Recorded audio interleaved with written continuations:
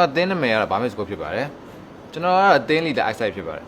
ကျွန်တော်တင်းမှာအဓိကပဲကျွန်တော်ရဲ့ပန်နာရဲ့ကတော့ကျွန်တော်တို့ trans support တို့အဓိကထားရေးဆော့တယ်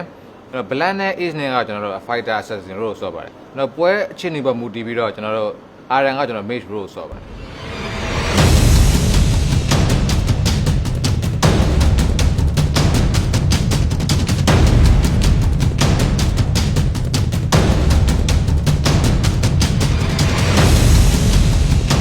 တင်းအနေနဲ့ကကျွန်တော် Huawei နောက်19နှစ်မှရှိပြန်ပွဲတွေဝင်ပြန်ခဲ့တယ်ကျွန်တော် MSC မြန်မာ qualifier နောက်18ပွဲဝင်ပြန်ခဲ့တယ်ကျွန်တော်ပွဲတိုင်းမှာကျွန်တော် champion တွေရခဲ့တယ်ပေါ့ကျွန်တော် champion ရရတဲ့အမြတ်ကျွန်တော်အသင်းကကျွန်တော်တာဝန်တွေပိုကြီးလာတယ်ကျွန်တော်ပိုပြီးကြိုးစားလာခဲ့ရတယ်ကျွန်တော်နိုင်ငံခြားတဲ့ပုံမှာကျွန်တော်တို့လူငယ်ပြီးပျော်ရွှင်ခဲ့တယ်ကျွန်တော်ပျော်ရွှင်ခဲ့တဲ့နောက်ပိုင်းမှာကျွန်တော်တို့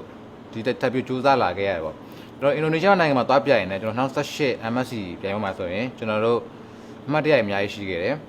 ကျွန်တော်တို့ရှုံးနေခဲ့ဒါပေမဲ့ကျွန်တော်တို့ဒီမနိုင်ငံသွားပြန်ရတယ်ဖြစ်တဲ့အတွက်ကျွန်တော်တို့ဆရာမှာအားပေးမဲ့သူမရှိခဲ့ဘူးဒါပေမဲ့ကျွန်တော်တို့ချင်းချင်းပဲကူညီခဲ့ရကျွန်တော်အားပေးပြီးတော့ကျွန်တော်ပြန်ခဲ့ပါတယ်ကျွန်တော် DMBL ကရမယ်ကျွန်တော်တို့ MSC 2019 Direct Invite ပွဲတော့ကျွန်တော်တို့အများကြီးမျှော်လင့်ထားတယ်ကျွန်တော်အများကြီးလက်ကြိုးစားထားတယ်ကျွန်တော်တို့ Champion ဖြစ်ခဲ့မယ်ဆိုရင်ကျွန်တော်ဒီ2019 MSC အတွက်ကျွန်တော်တို့အများကြီးကြိုးစားသွားမှာပါကျွန်တော်မနစ်ကပြတဲ့ပြိုင်ပွဲကရတဲ့အမှားတွေအတွေ့အကြုံတွေကကျွန်တော်တို့အများကြီးအထောက်အကူဖြစ်မယ်လို့မျှော်လင့်ပါတယ်